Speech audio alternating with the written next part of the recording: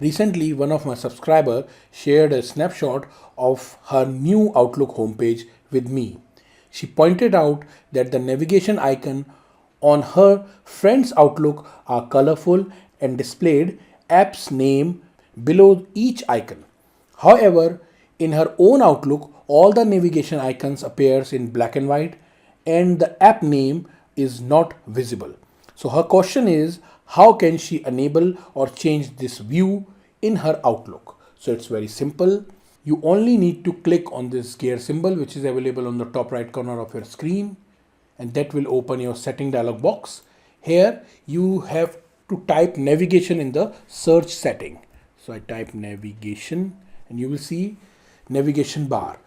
Click on it, and there are two ways to get there. You can also use this general icon and use this appearance. In both ways you can get to this option. Now when you scroll down a little bit, you will check out this option which is navigation bar. Customize how your apps are shown.